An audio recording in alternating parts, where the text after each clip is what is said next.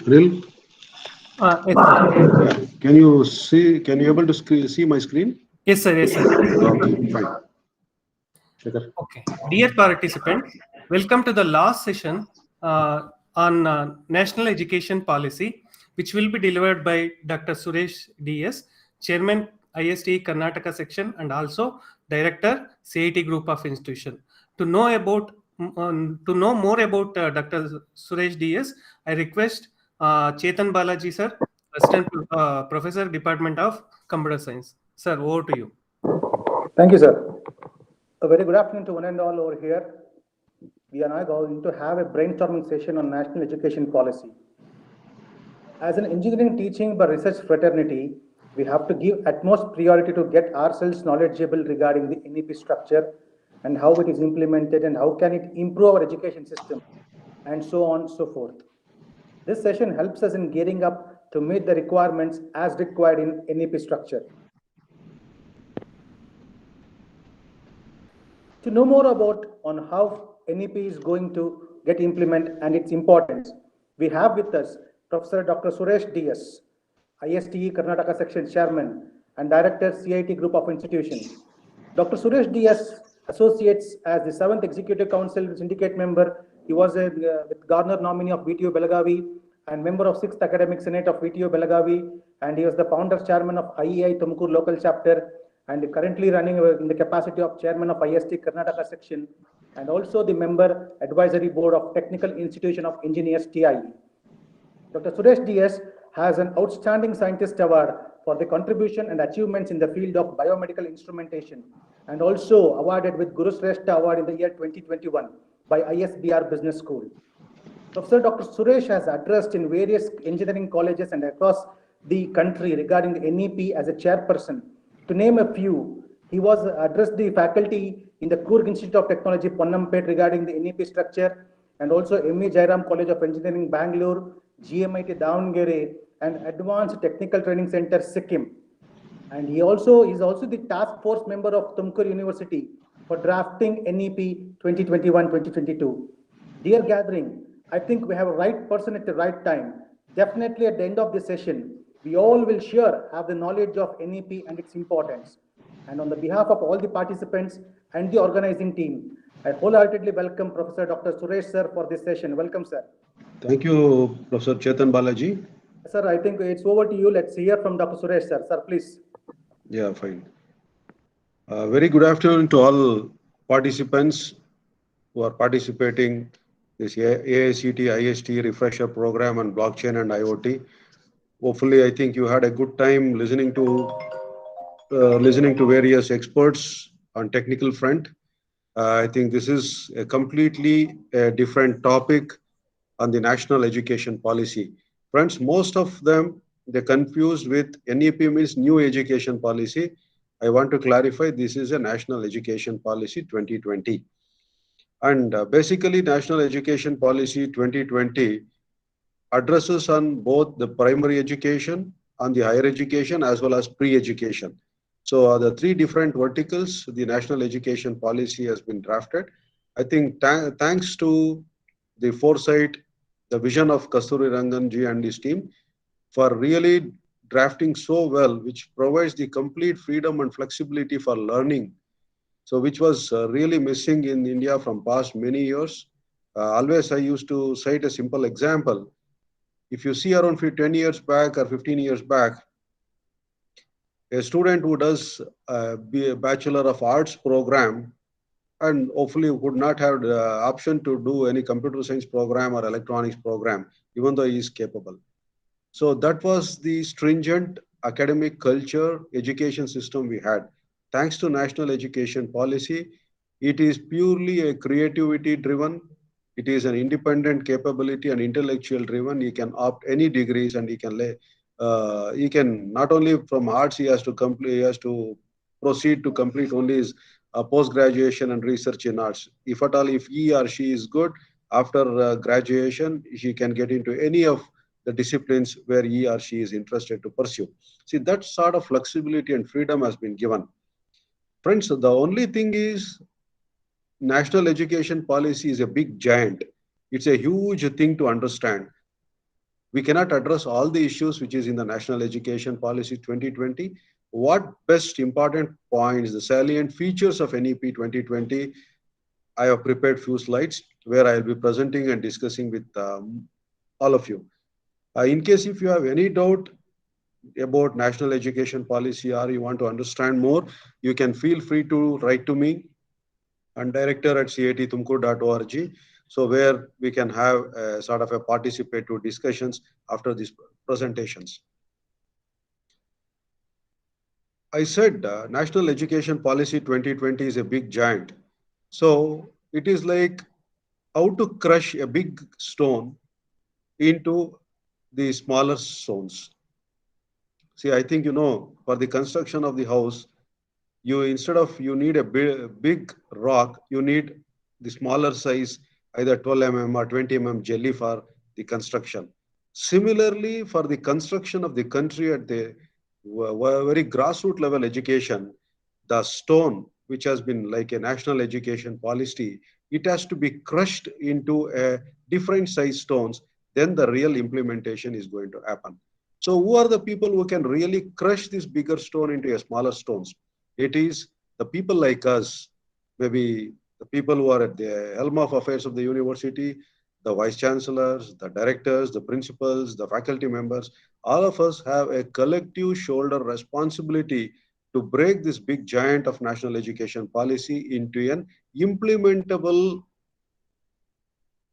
policy. See, we have a lot of policies, but how best it can be implemented, understanding our demographical differences. India is rich in culture, various demographical and geographical locations.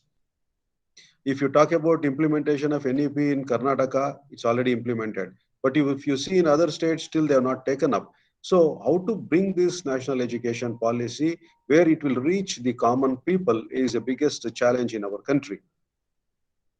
I will come to implementation of National Education Policy 2020. I said it's a major transformational reforms in the education sector. See, the transformation is, we already had the system of education in our country, but the major transformation or a value addition or a major shift has been brought in through this NEP 2020.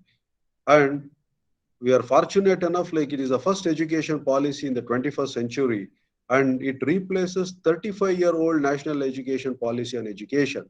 See, you see 34 years, no policy on the education came up. And after 34 years, and the first education policy in the 21st century, and thanks to the present government for introducing the new national education policy.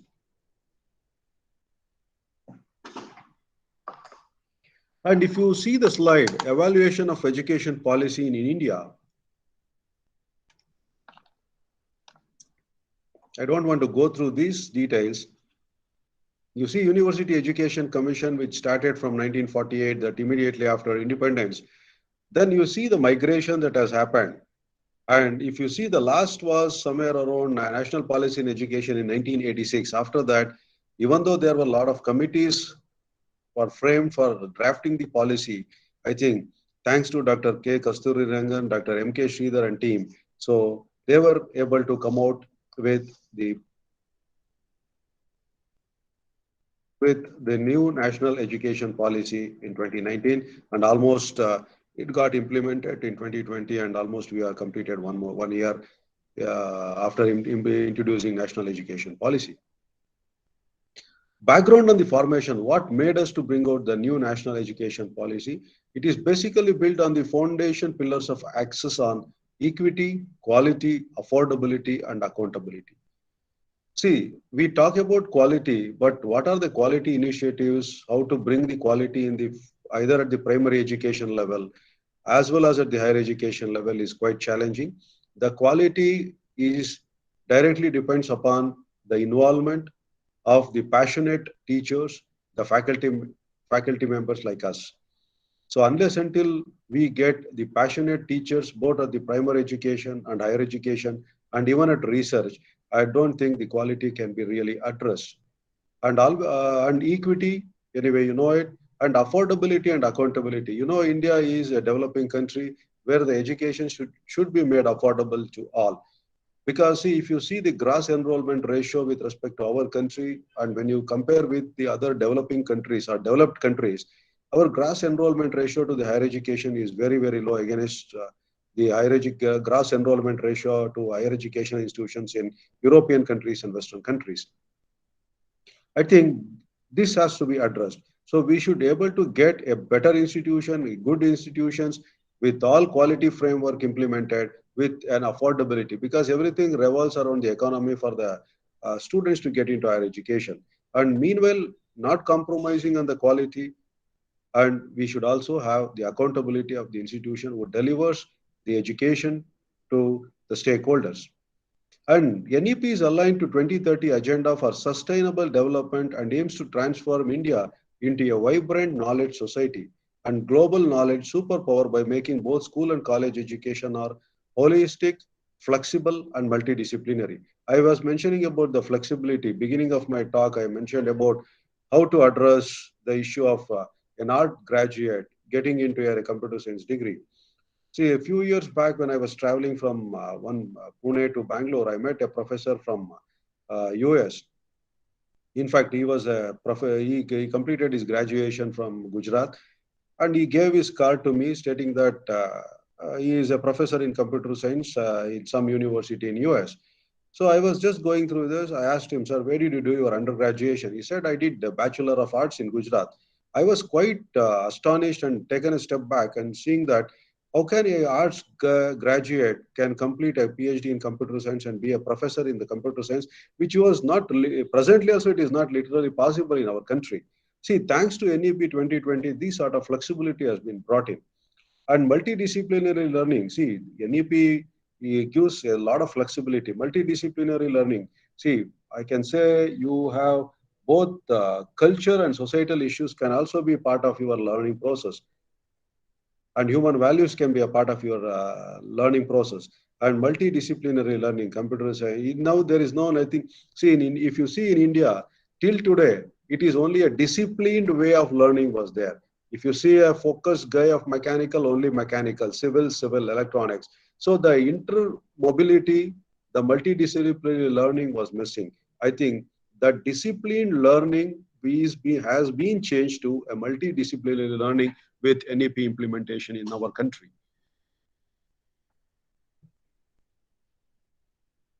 Suited to 21st century, where it provides the unique capabilities of each student. And I said the NEP 2020 basically into pre-education, the school primary education, and the higher education. Let us have a quick glance with respect to school education. See, ensuring universal access to all levels of school education, starting from preschool to secondary education. Now you know there will be no like 10th standard board or PU board. Either one, 9th, 10th, 11th, 12th will be a separate board, and rest of the things will be separate. So, friends, a lot of changes is going to happening in the coming days with respect to school education.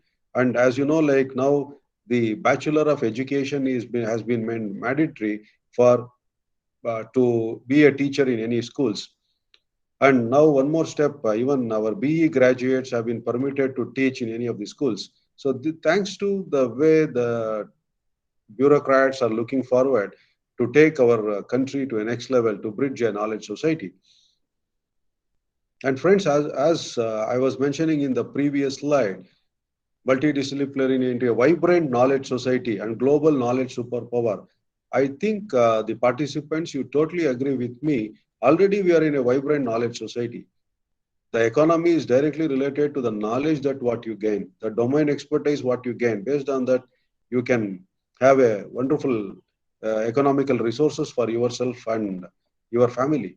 So the thanks to IT era, which happened from 95 onwards, and that shows that India is a very well recognized country across the world for the youngsters who have a tremendous potential and knowledge to contribute and to deliver. And coming to school education, what exactly NEP 2020 provides support to school education? It's provide infrastructural support, and basically, as the second thing is innovative education centers. Friends, the more and more emphasis has been given in NEP, especially at the school education, is for creativity, innovation, and skill-based education.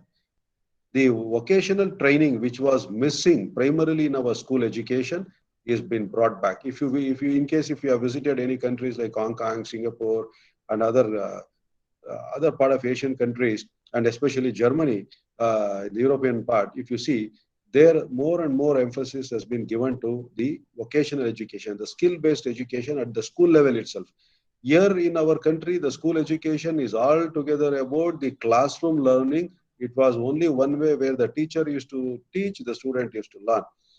The NEP 2020 focuses on innovative education, the research-based education, the participative learning, the cooperative learning, collaborative learning, and vocational learning. So more and more skill-based learning programs will be coming up through this NEP 2020. And it facilitates multiple pathways to learning involving both formal and non-formal education modes. Association of counselors or well-trained social workers can also be part with the schools, and the school kids will be made to understand the regional problems, the social problems, and cultural needs. See, unless until as any kid of our country understand the regional needs, the social needs, and cultural needs, definitely they cannot think beyond their academics. Thanks to NEP, which has been introduced, both the framework for action, I can say it is a framework for action, FFA, I can say, the framework for action, it is synchronous, I can say. It is synchronous to its regional, social, and cultural needs. And coming to secondary education programs equivalent to grades and 12, vocational courses, adult literacy, life enrichment programs are some of the proposed ways. And coming to adult education, see, even because of some X or Y's or Z reasons, some of them may drop out from the school, but still they have an option for continuing their learning and for acquiring the degree. And friends, I think most of you know about NSQF, National Skill Qualification Framework, which has been introduced. Through NSQF, I think recently, you know, AICTE also has come out with Vidyanjali program and other skill-based program. With NSQF, if he or she who takes up this NSQF program, a skill-based program, at various, you can just Google NSQF, and if they clear level 1, level 2, level 3, they will be eligible to get various degrees without attending the schools. See, thanks to the forward thinking of the people who implemented this. And one more, see, if you see in the school education, the life enrichment programs, till today, we used to prepare the students only to understand the subject, reproduce the subject, get the marks, but they were very, very poor in managing themselves. So I think the culture of our country has been brought back with the life enrichment programs are being proposed or as a part of NEP 2020. And NCERT, I think most of you know, the national curricula will develop a national curricular and pedagogical framework for early childhood for children up to the age of 8, and will through a significantly expanded and strengthened system of institutions. I think most of you know Anganwadi and preschools that will have teachers where they will be trained with the national curricular pedagogical framework. They are going to train the kids from the age of 3. Now it's not 6. From the age of 3.5 or 3.6, the things are going to get up for the learning process. And what are the reforms that you can expect in school curricula and pedagogy? The school curricula and pedagogy will aim for holistic development of learners by equipping them with the key 21st century skills. What are the 21st century skills? You know what? First is the reduction in curricular content and essential learning, the critical thinking, creative thinking, the two things which really matters in this 21st century skills. This has been given more focus on experiential learning. I was mentioning the vocational training or vocational subjects will be brought into the school curriculum where the critical thinking, the creative thinking, and aptitude and analytical capability of the school-going kids will be exposed. I think, friends, you know, like most of the report says, the Indian kids are highly creative till the age of 6. But after getting into school education, if the survey has given a report, after 20, 22 years, the creativity of an Indian kid will going to come down because of our educational system. We are killing the creativity. And thanks to NEP, where it has been focused on improving the creativity and critical thinking at a school level itself. So then definitely you can expect from those kids when they come to higher education, a major transformational shift in their learning and also delivering to the societal impact. And there will be no rigid separation between, I was mentioning this, there will be no rigid separations between arts and science, between curricular and extracurricular activities, between vocational and academic streams. Friends, like now the curriculum was given more emphasis and extracurricular was only an extra only. It was nowhere it was mentioning in their achievements or in their progress cards. Now extracurricular activities, if somebody is good, they can take an extracurricular activities and they can get a credit for it and they can claim for their promotions between vocational and academic streams. And vocational education will start in schools from 6th grade and will also include internships. Thanks to the way it has been drafted. But I also said, even though it attracts it is very attractive to say this all vocational education will come start in the schools from the 6th grade and will include internships and other things. And I was mentioning at the beginning of my presentation, it is a big giant. How to bring it down to a micro level, crushing into a micro level, it creates a lot of patience, involvement, and dedication to implement. A new and comprehensive national curricular framework for school education will be developed by NCERT. And also, and multilingualism and the power of language. Friends, you just Google to any of the research, mind development programs or on the research that is happening on the thinking power and the mind and the neurons connectivity. And many of the researchers, they say, a person with a multilingual who can speak more than 4 or 5 languages, their thinking power is extremely very, very fast because that is what the brain expects. Many research has shown that. So multilingual always plays a major source for the school going kids to improve their activities and the brain power. So the policy has emphasized mother tongue, local language, regional language as a media of instructions, at least till grade 5, but preferably till grade 8 and beyond. Sanskrit is also to be offered at all levels of school and higher education as an option for students. It's a 3-language formula. Now also it was 3 language like Kannada, Hindi and English, or any regional language and Hindi and English. Now you can also, out of the way, you can learn any other languages, even foreign languages.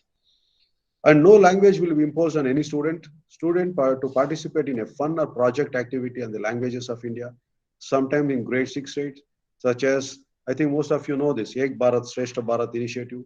Several foreign languages will also be offered at the secondary level. And Indian Sign Language will be standardized across the country. So for use by the students with hearing impairment. And coming to what are the assessment? See, one is framing the curricula, delivering the curricula, and what are the assessment reforms. So NEP 2020 envisages a shift from the summative assessment to regular and formative assessment, which is more competency based. It's not like you give 10 questions, ensure that all the students, whether they answer 10 questions and give some marks. No, it is like, I can say the assessment is completely on a continuous way. Competency based, promotes and tests higher order skills such as analysis, critical thinking, conceptual clarity. So what we talk about, the implementation of rubrics, Bluetooth, Bloom's taxonomy and other things at the higher education level, when we frame the question paper, analysis and evaluate, the same sorts of assessment reforms is being expected at the school education. Rather than valuing only the reproducing the content, I think now the assessment has been segregated into a various level where each and every school going kid is going to be assessed based on his capabilities. It is not just one thing, mug up and write the things. A new National Assessment Center, PARAC, Performance Assessment Reviews and Analysis of Knowledge for Holistic Development, will be set up. And okay, fine, we are told about NEP, curricula, pedagogy, assessment, but who is going to deliver? I think the teachers are the main part of NEP. Robust teacher recruitment and career path, and teachers will be recruited through a robust, transparent process.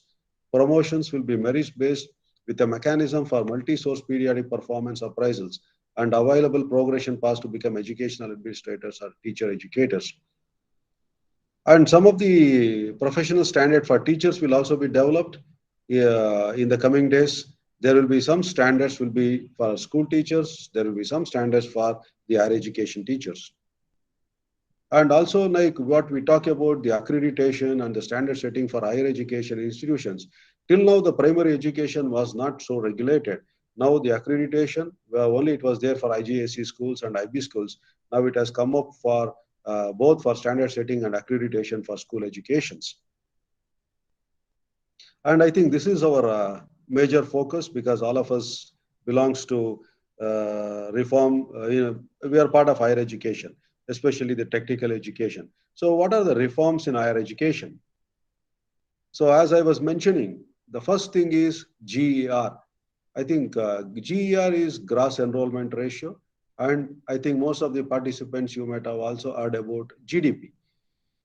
See, if you see the countries like US and Europe, most of the products that will come from the industries, the POC would have been developed by the institutions like us or the universities like us.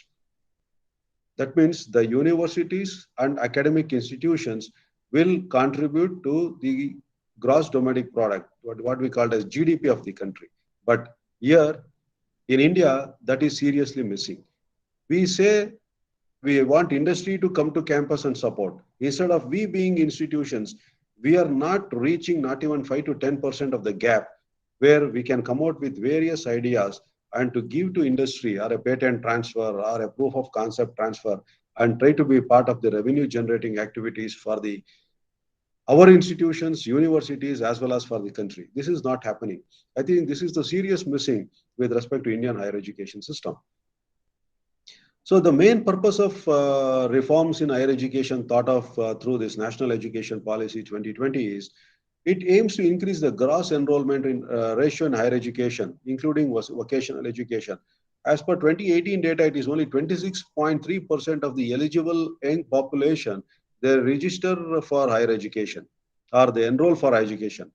But around by 2035, 50% of the young population who are eligible for higher education will be enrolled. So that is the major focus. They are concentrated only on the gross enrollment ratio.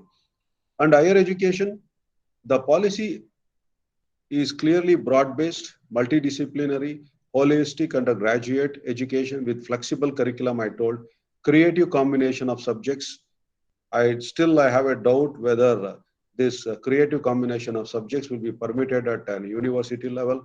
If at all, if it's a private universities or deemed to be universities or autonomous colleges, I think they can explore. But still, we have a very, very few chances or a limited chances for an affiliating universities or affiliated colleges. And integration of vocational education. And this is one thing which I have underlined, multiple entry and exit points with appropriate certifications. See, I think that this you might have already, it has been implemented in our state of Karnataka.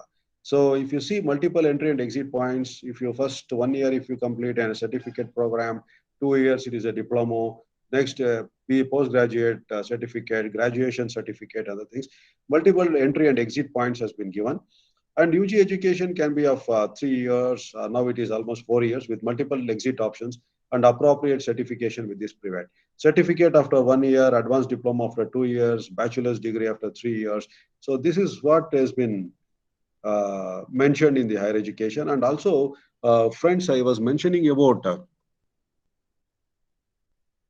one more important thing is the academic credit bank has been introduced.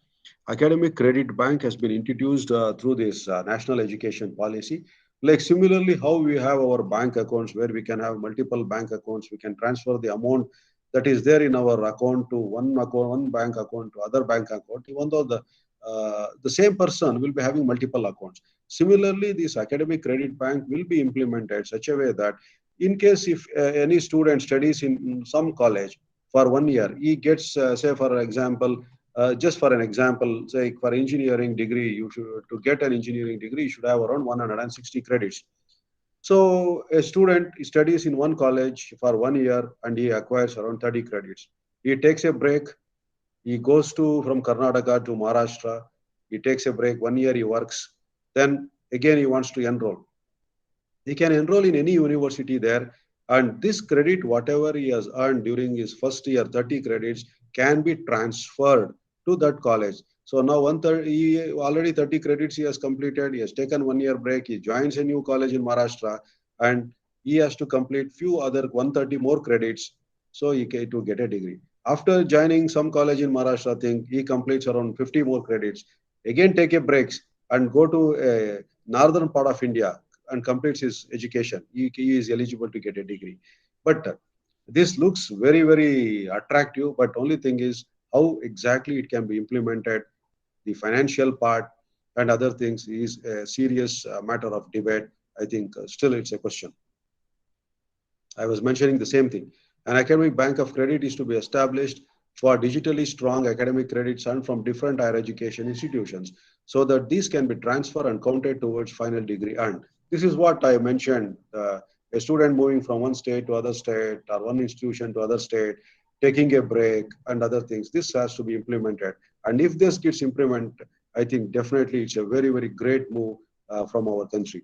And multidisciplinary education and research universities at par with IITs, IIMs to be set up as models of best multidisciplinary education of global standards in the country. See, multidisciplinary education, I already gave an example about the arts and the computer science connection. Or some of you may be good in sports, connecting to education. Some of you good in extracurricular, dance, music, and other things connecting to education. I think this is all possible. And research universities, I think in India, the research is happening and we are happy with only to the publications level, except top institutes like IITs, IIScs, where they really contribute for the societal development products, which is not happening. So the major emphasis is also given to the research universities where they will majorly work on the innovation part. The National Research Foundation, now if you see that if you want to apply for your research fundings, you have to apply either to state government or DST, ACTE, lot of funding agencies.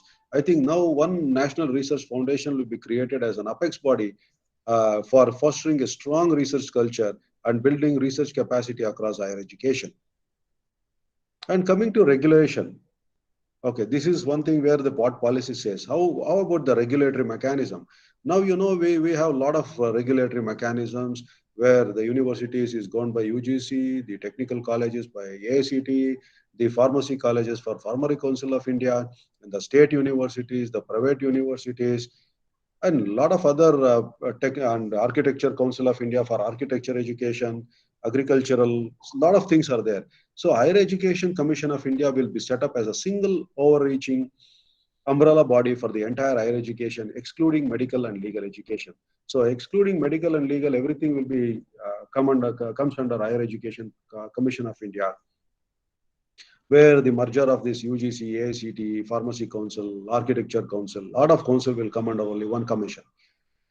And Higher Education Commission to India to have four different independent verticals: National Higher Education Regulatory Council for regulation, General Education Council for standard setting, Higher Education Grants Council for funding, and National Accreditation Council for accreditation. Now we have NAC, we have NBA and other things. Now it will come out with National Accreditation Council for accreditation. Higher Education Commission of India will function through faceless intervention through technology and will have powers to penalize higher education institutions not conforming to norms and standards. I think more and more technology will be brought in for the management of the various institutions, and most of the institutions will be connected through Higher Education Commission of India through various technology platforms. And many of the and even Many of the public universities will also be governed by the same set of norms for regulation, accreditation, and academic standards. And coming to rationalized institutional architecture, higher educational institutions will be transformed into large, well-resourced, vibrant, multidisciplinary institutions providing high-quality teaching, research, and community engagement. See, if you see now in the coming days, there will be not like only an engineering college will be offering an engineering program. You may offer a BSc program or a Bachelor of Arts program. So where we have the redundant infrastructure which has been created in abundant with only standalone colleges will be allowed to run various other programs. And already, like BSc Honors program in Kannada engineering has been started in our country. And the definition of university will allow a spectrum of institutions that range from research-intensive universities to teaching-intensive universities and autonomous degree-granting colleges. By next 10 years or 15 years, most of the colleges will be a degree-granting colleges, and this affiliating pattern of universities will go off by next 2035. By next 15 years, you can't see when affiliating pattern sort of universities will be there. Next, the sustaining and survival of all the colleges will be a challenging, because when you get an autonomy to run your own show, your own degree to be granted, I think we have the various challenges, especially in front of the teachers. Affiliation of colleges is to be phased out in 15 years, that is 2035, and a stage-wise mechanism is to be established for granting graded autonomy to colleges over a period of time.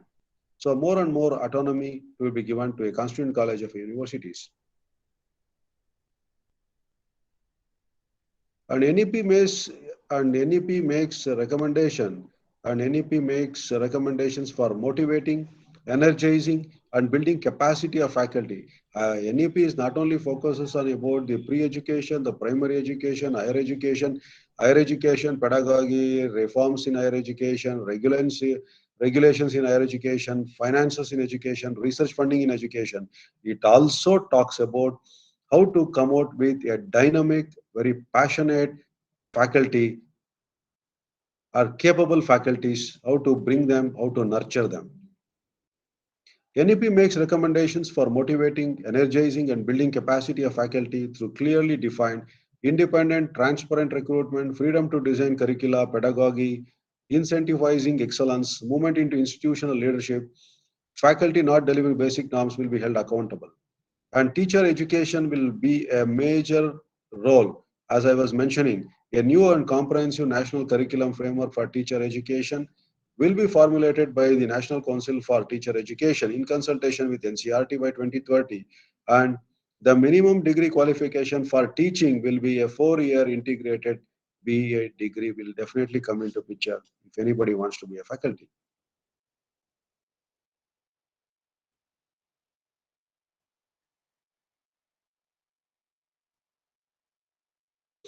And we higher education under higher education, national education policy also addresses on mentoring mission. A national mission for mentoring will be established with a large pool of outstanding, both at the senior retired faculty, including those with the ability to teach in Indian languages, who would be willing to provide short and long-term mentoring professional support to university college teachers. Basically, now also we have in AICTE we have this mentor-mentee mechanism. They identify few senior faculties who are retired and senior faculties. They will send to various other institutions at a 2-tier or a remote colleges. They will help us in undergoing NBA and NAC programs. And also the financial support, already it has been given to the deserving candidates from various categories. And also it will be extended to socio-economically disadvantaged groups. The National Scholarship Portal will be expanded to support, foster, and track the progress of students receiving scholarships. This is already there, and private scholarships will also be encouraged. And the major emphasis it has been given is on open and distance learning. Friends, one way the national education policy focuses on increasing the gross enrollment ratio from the present 26% to 50+% by 2050. On the other way, it also regulates on the higher education, provides more on flexibility and interdisciplinary learning, multidisciplinary learning, vertical progression from one branch of studies to other branch of studies, and also focuses on open and distant learning. I think now, in higher education, especially in engineering, even some of the courses the students pass through MOOCs will also be considered for the credit. This has also been mentioned in the National Education Policy. This will be expanded to play a significant role in increasing gross enrollment ratio. Measures such as online courses and digital repositories, funding for research, improved student service, and credit-based recognition of massive open online courses. This is already there, will be taken up to ensure it is at par with the highest quality in class programs. Friends, you just think, in case if the 50% of the recognition for open and distance learning courses will come into picture, then now we have 160 credits at engineering. Say, think that it is going to be divided by 2, it comes to around 80 credits. Then just put a question mark in front of you. How many faculties actually we need in the campus to deliver this? So now there is, I can say that technology will definitely be brought such a way that it will overtake us in the coming days. So we should be such a passionate, capable, a skillful faculty members, if at all, if we want to survive in the coming days. And moving forward, even some of the companies who are coming for campus recruitments, top companies, top MNCs, they are thinking that why can't they have their own degree programs after +2? After +2, they will conduct some online national level entrance test. They will pick the students. They will train them for 4 years or 3 years on a pay basis. They will train on all the technologies and they absorb them. If that is going to happen, again, there is a lot of challenging with respect to sustaining the higher education institutions. And online education and digital education, again, a dedicated unit for the purpose of orchestrating the building of digital infrastructure, digital content, and capacity building will be created by the MHRD. Now it is called as Ministry of Education. I think there's still a long way to go about this.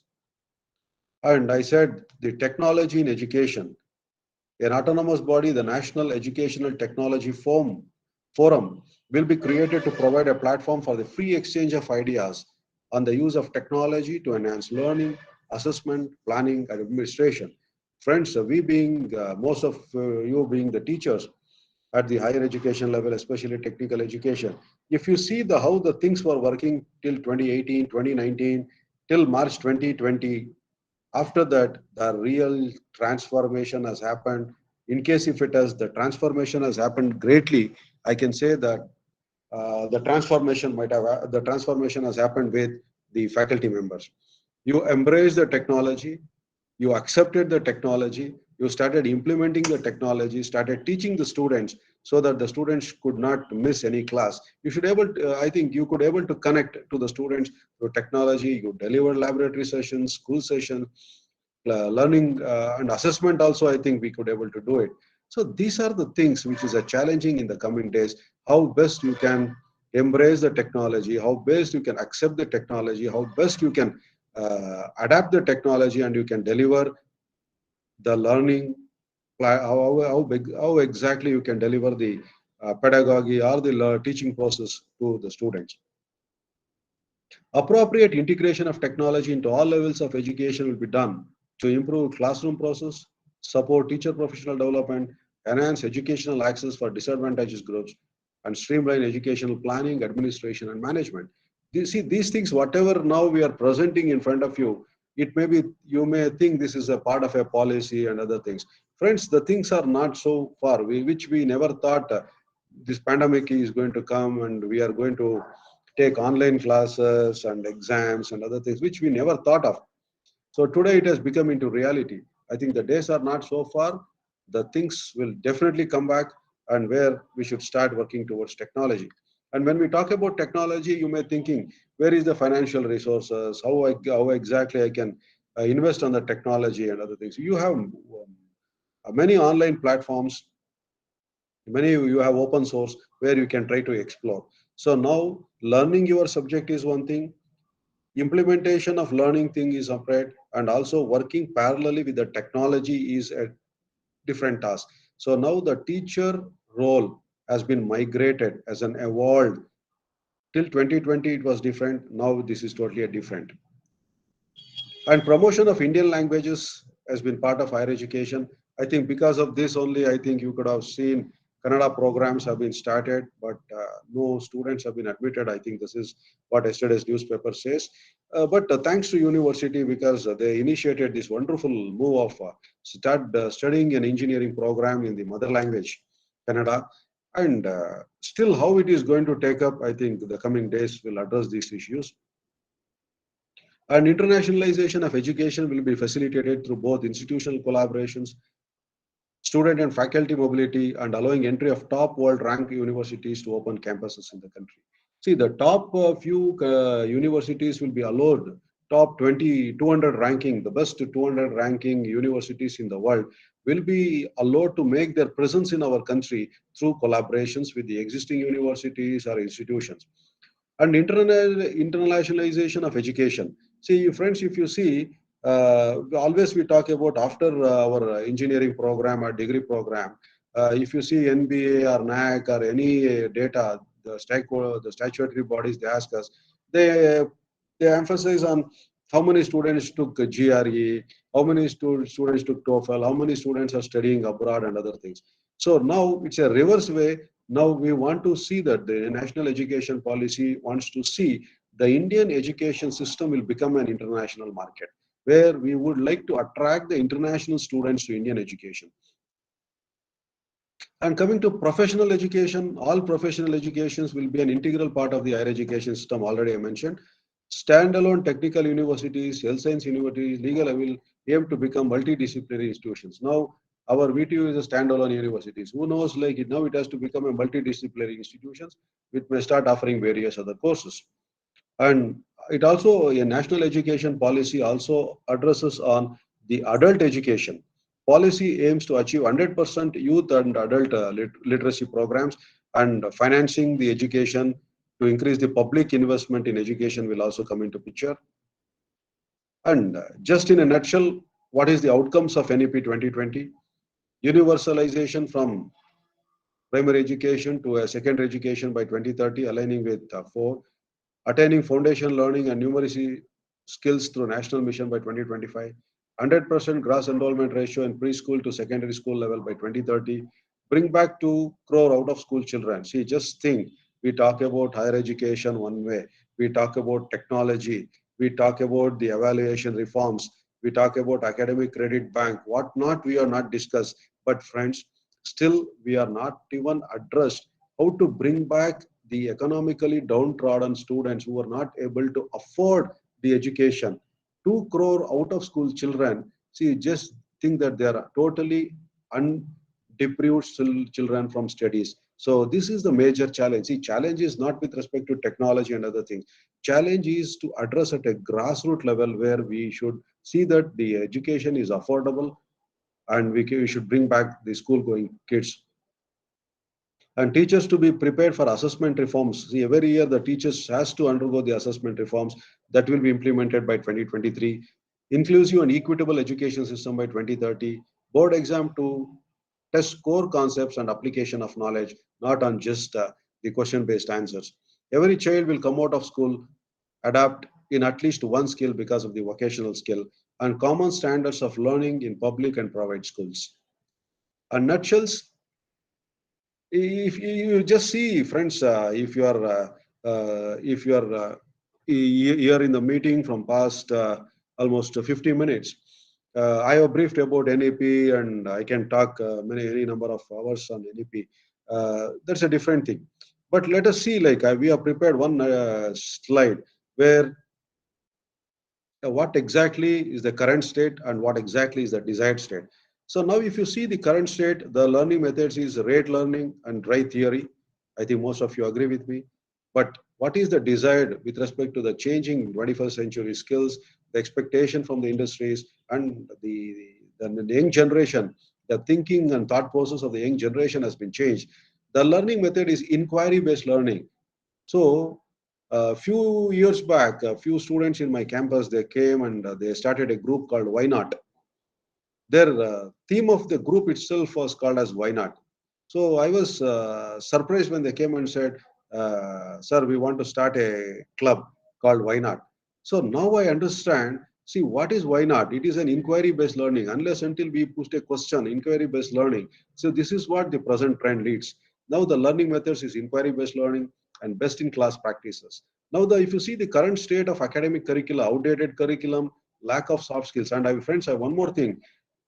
Integration of soft skills in the curriculum has happened with respect to national education policies. Aligning curriculum to industry needs, lack of quality, instill quality practices, and faculty knowledge. Here, see, the faculty knowledge is, we talk about industry academia interface, we talk about there is a huge gap between industry and institutions.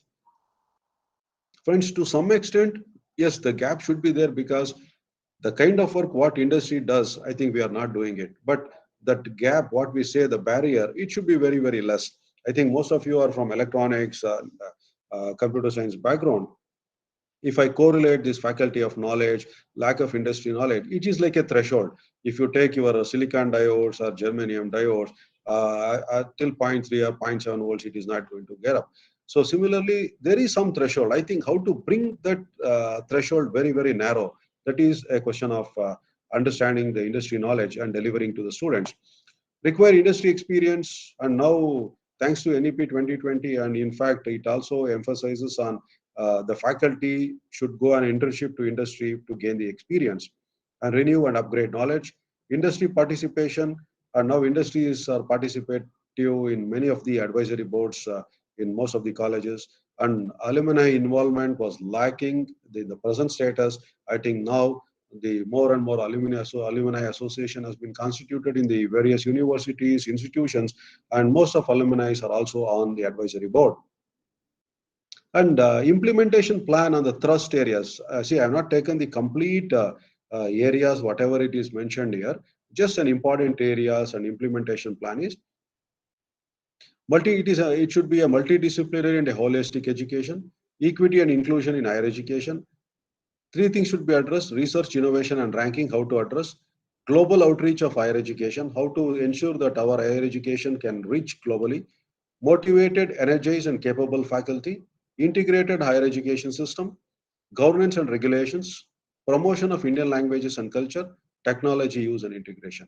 Friends, this is what the NEP focuses on: multidisciplinary holistic education, research, innovation, creativity, how to rank the higher education systems, global outreach, integrated higher education system, governance and regulations, and how best the technology can be brought in, where to connect all the colleges under one umbrella, how the faculties can use the technology to teach, to learn, and how to integrate it. So these are some of the points that I noted down. And after this, maybe I have few question and answers, or maybe we'll have some sort of interactive learning. And also one more thing, I think the periodic review of the policy is also in place. Maybe after 5 years, they may think, okay, how best it has been implemented. There is a scope for review also. And friends, and I thank the Computer Science Department of CAC, CIT for providing me an opportunity to give just my thought on the, narrowing down to an understandable level about the National Education Policy 2020 to all the participants. Hopefully now I am open for questions. I will close this presentation and I will come on video and where we can have a discussions. Thanks, Anil. Sir, thank you very much for sparing your valuable time with us and explaining us the in and out of national education policy. So we should thank even IST for introducing these sessions in all the refresher program, because this knowledge is also very much needed for a professors in a different discipline. So thanks a lot, sir, for helping us out. That's what I am seeing in your slides. You are completely the core idea you are mentioned in your slides, so that is what it is needed, because you can explain many things, but your slides are so informative, sir. Thank you very much. Okay. Friends, if you have any questions, please unmute and ask the questions, or else you can place your questions in the chat window also, so that we can take up.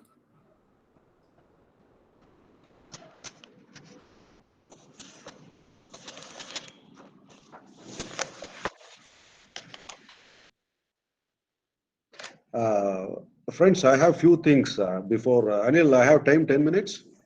Yes, sir, you can take. Okay.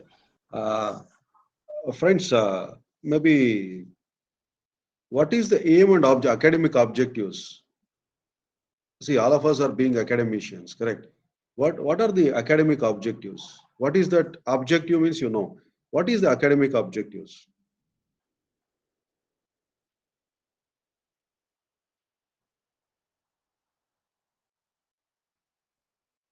See, in case we being a teachers, if you want to really develop a student, we should have a clarity in our objectives. So then only we can mold any student to a better person. See, I think, friends, all of you know, like, what are the academic objectives? The first is intellectual strength, correct? The second one is the general knowledge. Third one is scientific temper. Anyone, any other points you think like it should be it's a part of academic objective? See, feel free to interact. You can just switch on your video and maybe you can have an interaction with us. I was mentioning that national education policy mainly focuses on the participative learning, collaborative learning. See, with respect to collaborative and cooperative learning, two things. One thing, I got a message, social responsibility. Yeah, good. See, now the new era of learning has started with collaborative and cooperative learning. Collaborative learning is, yeah, lifelong learning, Shada Kulkarni, good. See, collaborative learning and cooperative learning was a topic of discussion in the last institution where I addressed on collaborative and cooperative learning. See, collaborative and cooperative learning is where, see, one person is doing a research in some particular area. So there is no need somebody else to procure the same equipment, start working on that. Instead of that, try to collaborate and learn each other and come out with some good research where which can contribute to the society. See, okay, few answers. I got intellectual strength. I mentioned intellectual strength, general knowledge, scientific temper, then self-reliance, interdisciplinary exposure, aptitude, then last three things is very important. One is social responsibility, lifelong learning. See, unless until we make the students independent thinkers, the purpose of this will be defeated. So you may have a person may be having intellectual strength, you may be having, yeah, our Pradeep sir has greatly has mentioned to live happily. Yes, that is a reason I think thanks to NEP, like it is also focused on not only on technical and other skills, it is also more emphasis has given on social skills, cultural skills, and also on sports and other things. See, whatever we teach about academic objectives and other things, at the end of the day, we should feel that the students will come in a happy mood to the school or college and should go in a happy mood. I think the life matters a lot. I think that's a wonderful answer. And independent thinking, reasoning ability, and habit of learning. These are some of the academic objectives. And any moral and spiritual, and this is one thing, yeah. And B is one is moral and spiritual values. See, we were addressing on various technical issues and various things we spoke about. See, unless until we have a emotional maturity, most of the teachers we say directly, you don't have an IQ and other things. See, unless until emotionally we are matured, we cannot balance ourselves and we cannot be happy ourselves. I think emotional maturity is also one thing which has been addressed. And ethical values is, I think all of us, we know, we talk about integrity. So we should also talk about academic integrity. Friends, I think, you know, integrity is doing the things even when nobody is observing. You should do the things right even whether somebody is there or not. So similarly, we talk about integrity towards the country and other things. Unless until we have an academic integrity, you should be such a way that you should mention, yes, this is the information where I have taken from someone else. So That is where the integrity lies. That is, and ethical values and simple living. Simple living. I I think we have a real example in front of us. A person who is part of this, Dr. Pradeep sir. Selfless service, yes, is an example. Truthfulness and high moral character. These are some of the things coming to moral and spiritual values. And the other part is social sensibilities. Social sensibilities. So any answer for social sensibilities?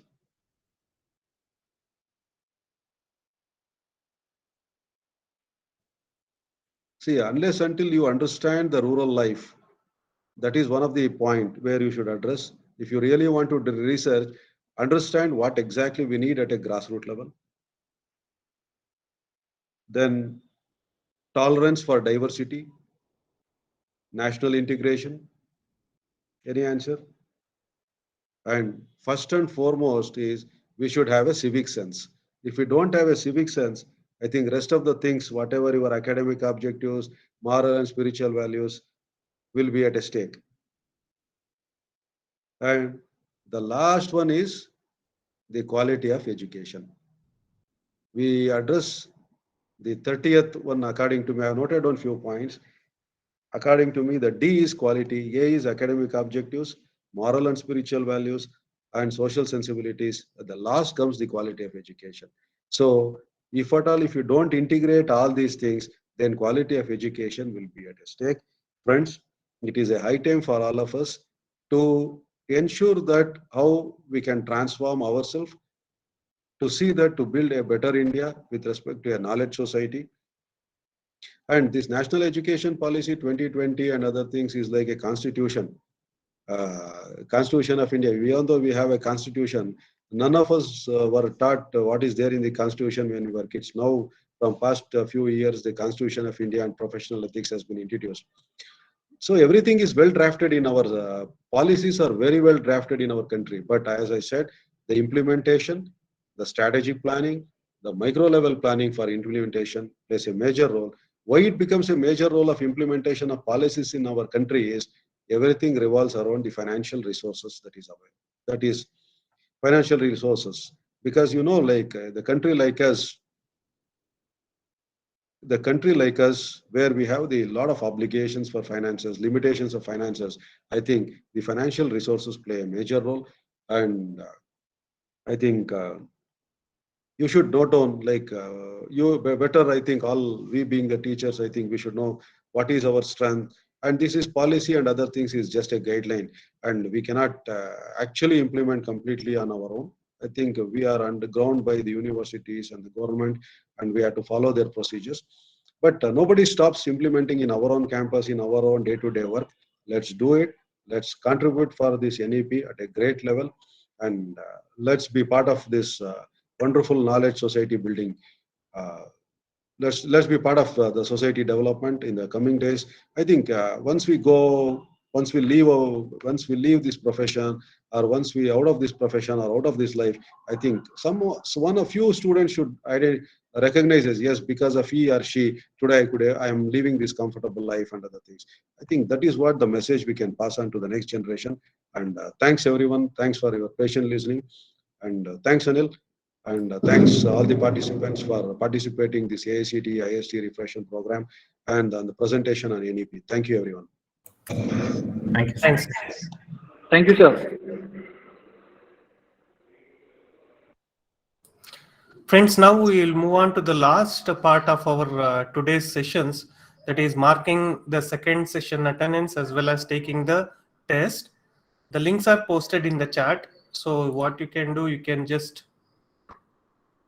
mark your attendance.